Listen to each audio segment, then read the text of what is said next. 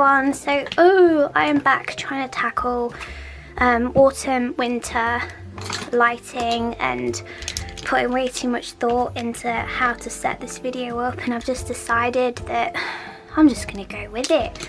So welcome back to my channel. I hope you're all doing okay. So I've actually been sent a new set of paints to try from a different brand that we've never tried before here on the channel. They are by Rubens. So Rubens were kind enough to send me this new set of 24 acrylic paints, and I thought that we could just have a really chill session and paint a bauble together. So I did actually start sketching on this one last night, as you can see from these clips, and I ended up getting really stressed out because the lighting was just terrible. I was also trying to tackle getting my son to bed. He's been very unsettled recently, and just trying to continue working with a soon-to-be toddler in tow is exhausting. It's something I'm still trying to figure out, and to be honest, I don't think there's ever a finish line for it. But I started to sketch on this bauble. I've had two left over from last year, so I made them actually for my dogs.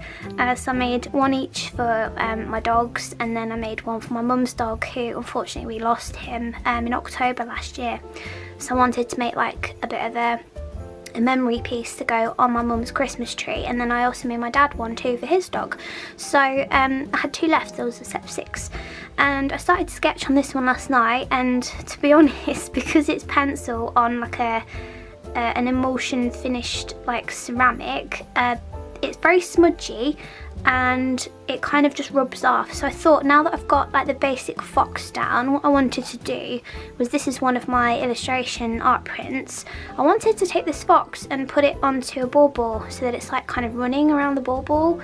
So now that I've got like that bit down and a few shrooms and a bit of foliage, I just thought that I would freehand the rest of it, and it's probably also going to be much less stressful to kind of paint around all of the intricate details if I just do like a solid base colour first. So yeah, I thought we could have a play with these paints and also have an update chat on social media and how I'm finding the step back from Instagram after our last discussion around Instagram for artists. So let's crack these open first and get started, and then we will get stuck in. So these do retail at about £30, and I will link them down below if you'd like to go and have a look at them. Oh. And so far, the colour selection is great. That's something that that looks very blue for a Payne's grey. I guess Payne's grey does have a bluish tint to it, but that looks very blue. Yeah. So like colour selection is always like a big selling point for me with buying like a set of paints as opposed to like individual tubes.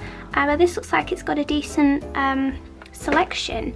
So I am going to take sap green, because I'm hoping that that's like on the earthier side of green as opposed to, well, it's very bright. Let's have a look at the other greens, because I'm visualising this bauble to be a really dark, almost black, to be honest. Really, that's a nice one actually. What's that one called? I am not even going to try and pronounce that. Viridian is always a beautiful kind of green. Oh yeah, look at that. So yeah, let's scrap the sap. Let's just check the light green one just to be sure. Yeah, that one's a bit more like a lime green. I'm going to take Viridian and this one, whose name I'm not even going to bother pronouncing because I will butcher the hell out of it. Let's just check this Payne's grey, because that might be... Oh, it is lovely. Do you know what? We're going to try it. And I'm going to take the black one, and then we will venture into the other colours and things once I've got the base layer down on this bauble. I haven't washed my paint palette. Who has the time? So let's go with Viridian, because Viridian green is always a favourite. Just going to try and gradually mix together like a nice dark green colour. I'm going to try the Payne's grey, because I think maybe the blue like undertones of it might actually make a really nice colour. I always add a bit of water to my acrylics. Yeah, that's made it... Oh, I actually really like that. It's kind of the same kind of green that's on my walls, which is nice. So now that, do you know, I'm actually really happy with that. That was an unexpected surprise. Let's just make a good dollop of it, because I think with these baubles, no matter what paint I've used in the past, I've usually needed a couple of coats. So I'll just make enough so that we have got enough to coat the whole thing. You know, it really is a lovely colour. You know, I'm going to be daring and we're going to add a tiny smidge of black in there just to really deepen it up. But so far these paints feel lovely and pigmented and they're nice and thick, but they also water down nicely too. So I thought that I would also kind of incorporate my son's name into the back of this bauble somewhere as a little keepsake for him when he gets a bit older. Because at the moment I've got like a little wooden hanging ornament from my friend Hannah, who runs Handmade Designs.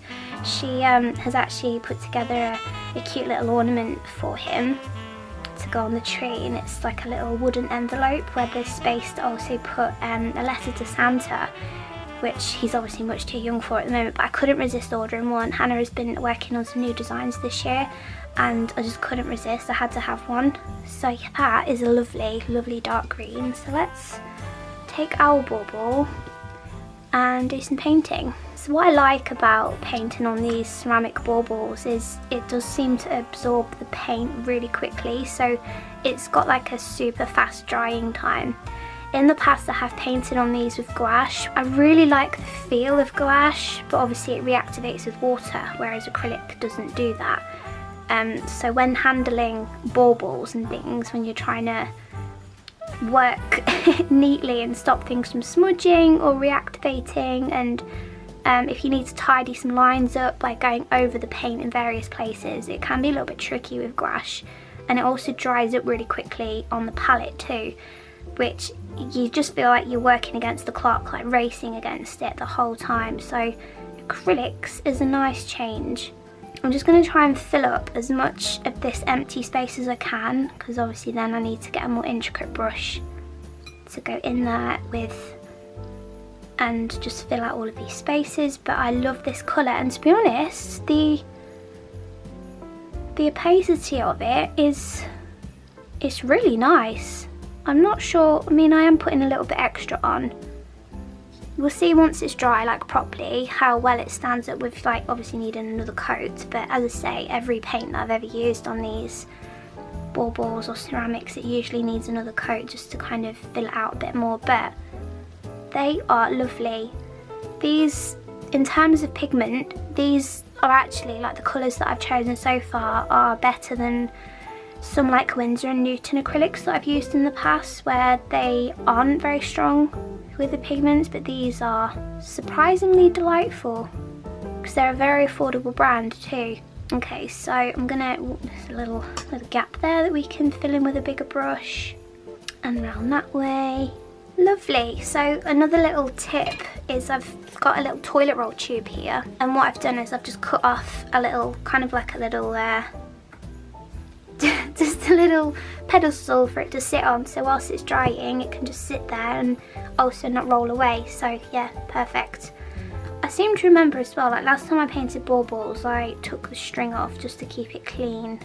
I mean I have got plenty of twine in case I need more, but yeah, that's just strip it right back to the bone, and there is where we're at so far. It's a lovely deep colour, I'm very happy with that, and it's more or less dry to be honest. It's a bit tacky, but I'll give it a couple more minutes and then we'll carry on with the intricate parts. Okay, so the postie came to the door and it was enough time to let this dry a little bit more. So yeah, now that it's dried a bit, there are some little patches where it could do with having a second coat, but that's okay, that was to be expected. And now I'm just going to go around all of these little areas and fill it out. So I do think it's probably going to be less of a ball ache to do it with the foliage and stuff freehand afterwards. However, because I've chosen a dark background, it'll be interesting to see how the lighter colours show up once I paint onto those, you know, because I haven't left the space to paint into the white bits. We shall see. So social media, since I made that video back in, I don't even know when I made it, back in July, I just had to have a little look. And it has prompted a lot of conversations, and I'm glad to see more and more people sort of talking about it and not seeing Instagram as the be all and end all of marketing our small businesses and our artwork. I have had a couple of questions over the last few months regarding like, well, what else are you going to do then? How else are you going to do it? And it makes me quite sad that we've been made to feel by Instagram as a platform, because it is such a big name within the social media world.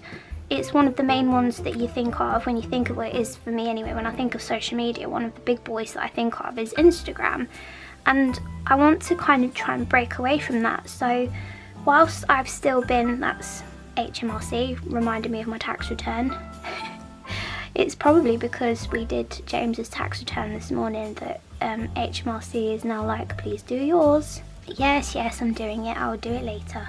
What I'm trying to break away from is the mindset that Instagram is like the most important tool for my business. I've had a few questions regarding like, have you noticed a decline in sales or reach for people? And to be honest, it's difficult to say, because Instagram as a whole is just on a massive like downward slope. It feels like every time I go on there I see people struggling with this demon algorithm and begging people to engage, and it's really sad.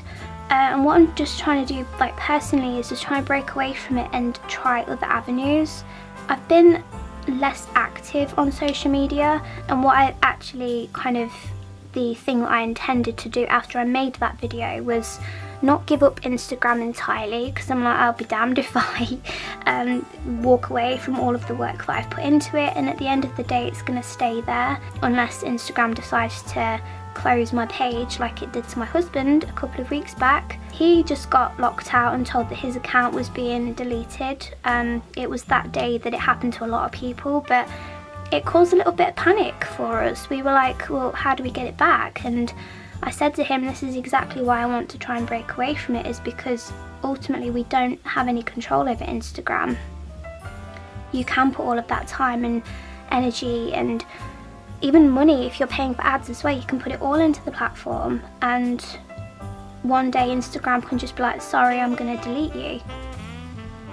And I'm trying to not put my eggs in one basket. And yeah, so although I said I'm not going to use it for my art anymore, I've stepped back from it. I don't know if that's me just doing a gradual release from Instagram just to kind of test the waters and see how I feel, or whether I will one day actually just stop posting altogether. I'm not sure, but I have still been using it just for like personal bits and pieces, sharing what I'm up to. But what I meant by that video is I'm no longer relying on it for sales and growing my brand and my audience. It's very chill as well, just a nice relaxing Wednesday morning whilst my son is with his grandma.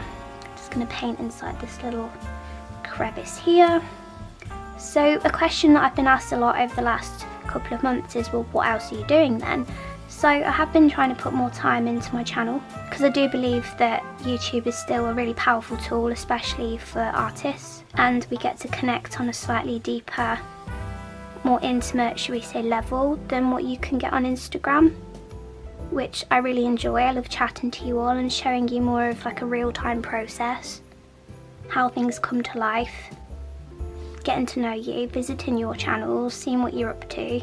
I've also been putting more time into my Patreon page, so if you want to join me over there, that is always a place where I'm active, and there's a lot more content over there. There's more behind the scenes studio vlogs, so just life as a working mum, trying to run a business as a mum, my processes, just more behind the scenes, day in the life as a person as opposed to just artist. So if you're into that kind of thing, that's where I post all of that. And building my marketing list too. So my email marketing list on my website is something that I've been trying to put more effort into. But I've also returned to Facebook, which is something I never thought I'd say I'd do. I say return to Facebook, I've just been putting more time into it and effort, but I've recently just done a giveaway over there, so I've given away a whole set of the new washi tapes. So 22 new washi tapes.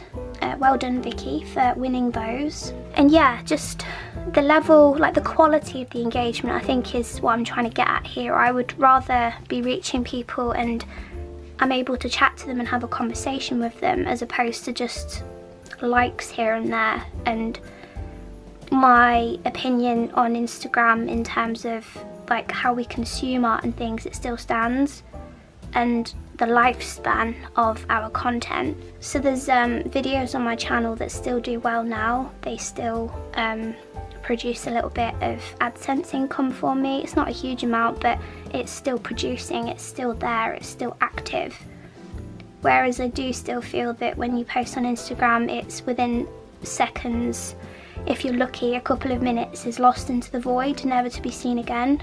And it's interesting, I think, to step back every couple of months like we're doing today and just check in with how we're feeling and how we've made the decision to, like, obviously I've made the decision to step away from Instagram, so I'm just checking in with myself really and seeing how I still feel about that. Some days I go on there and I feel once again like, oh, I feel like I'm missing out. Everybody's on Instagram, and I think that's the thing, because so many people are still there. It's like I check in because I want to stay in touch with other people, but what I've actually been doing is finding those other people on other platforms and following them there, people that are having similar thoughts towards Instagram. And it feels really nice, it feels really refreshing too. Right, so I'm going to go and fill in the rest of this, otherwise it's going to be a super long video, and I'll be back once I'm ready to fill in the more intricate areas like the fox and all of the foliage and things. Okay, so I have covered the whole thing pretty much. I did fill in some of the more intricate details because it just seemed so. I regret kind of sketching all of it out. It's nice to get an idea. I do have some regrets about how intricate I tried to be to try and paint around, so I just covered it all over and thought I'll just freehand it afterwards. But as you can see, it's mostly a lovely solid colour. There are a few bits here and there that are a little bit patchy, but it's not the end of the world. You can't really see it unless you're like actively looking for it, and also once the rest of the detail is covering the bauble, then you won't really see it either. So let's go in and pick some more colours to do the details. Right, I want some nice foxy colours, so I'm going to take the crimson and I'm going to try and mix it with this yellow deep. Let's see what that looks like. That's quite bright. I wouldn't consider that to be deep yellow. I mean, it is a nice solid yellow, but I was expecting more of a brown, I guess. So maybe if we go down here to raw umber, that's always a good one in the palette. Yeah, that's more like it. Lovely. And maybe a little bit of orange. I'm gonna try burnt sienna, see what that looks like. Oh, that is very foxy. I like that a lot. Let's take that one, and then just for good measure, we'll take the yellow ochre, see what that one looks like. Yeah, perfect. So these four, I'm hoping, are going to be my fox colours.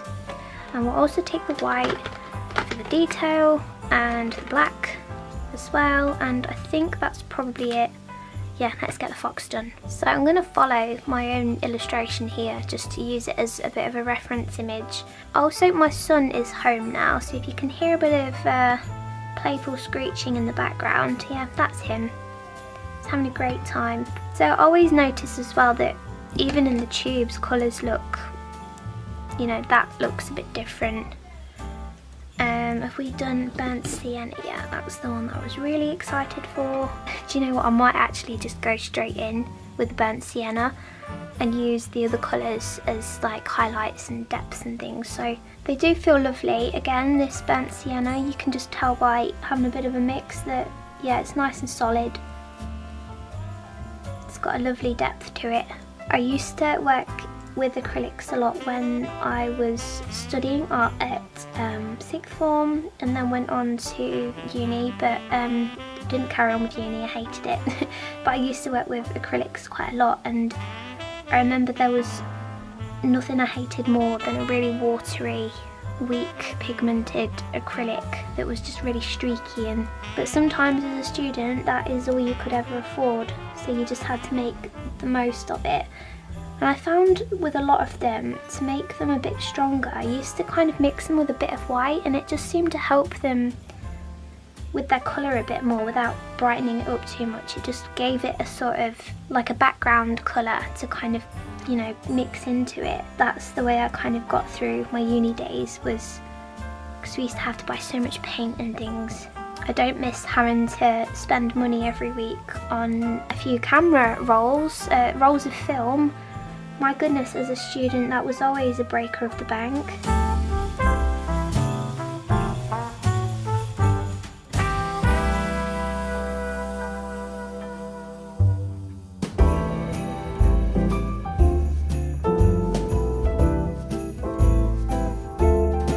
Okay, so I'm back. It's now the evening. I have to keep chopping my time up at the moment, so getting videos filmed is a little bit tricky. But I've painted on the fox. I think I'm going to add some more detail like as the piece goes on, but now I thought I would make a start on these little shroomies.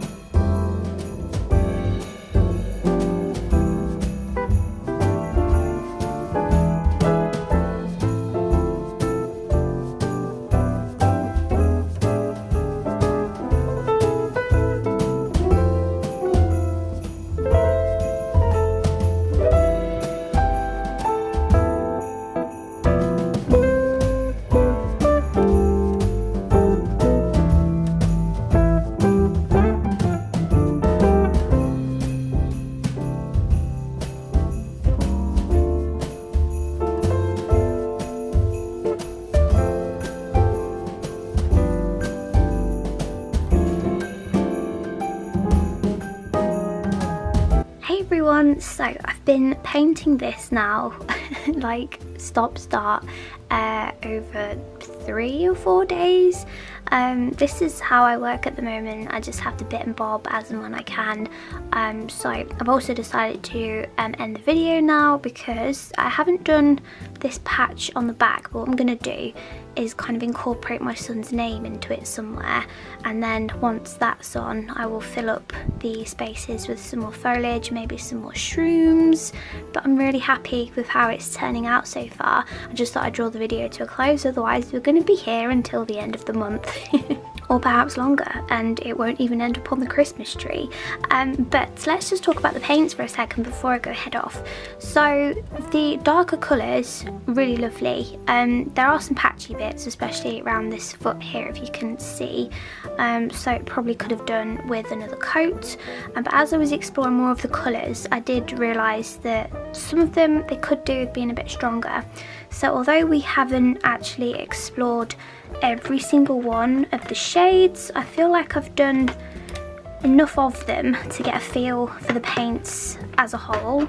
Some of them were a little bit streaky, but again, I'm painting onto a really dark surface. Like this is more or less black, so it would have been like really testing to, you know, for any of the colours to go over the top. But the ones that I did where I painted straight onto the white with where the spaces were where I sketched it out and left the space, they went on beautifully. They were a really nice paint. I'd like to see them be a bit smoother. This one in particular was quite chalky, a bit lumpy, but I just gave it a bit of a mix, to be honest, with a little bit of water just to smooth it out a bit, and it was fine. But yeah, that was probably the worst one for it. But yeah, I'd like to see them perhaps be a little bit more pigmented, some of the shades. But overall, I think they'd be a great beginner set. They're very affordable, so they'd make a nice stocking filler as well, or a gift for Christmas. And yeah, as you can see, there's a great variety of shades in here too. And where did that one go? Here. So I'll definitely be using more of them, and thank you to Paul Rubens for sending them over for us to try on the channel. And yeah, I think I definitely like the darker backgrounds on my style, so that's why I went with a dark background, but I think they'd hold up a lot better if it was to be a lighter background. I don't think I'd have had any problems if I am going to go in and do this again, I don't think I will sketch the design out onto the bauble first. So as you will have seen at the start of the video, I sketched the fox out just because I wanted it to, you know, the scale of it, I wanted it to be as good as I could get it. And like when you do it freehand, sometimes mistakes are made, whereas if you just pencil it on, you can rub bits out, which is what I did, and just adjusted it slightly. But the foliage and the shrooms, I feel comfortable to just freehand those on, so that is what I will do next time. And yeah, I'm just really happy with it. I think it's really pretty, and it's going to be a nice little addition for our Christmas tree this year. I can't wait to continue with it, but yeah, as I say, if I don't end the video now, we probably won't get it finished before the year is out, just because of this is how I work these days. So future Ellis here, I'm just editing the video and totally forgot to say that I found this in the back of my art drawer, which is a gloss for acrylic, and I forgot to say that I will do a little coat of this over the top once it's completely finished, just to protect the artwork a bit over the years.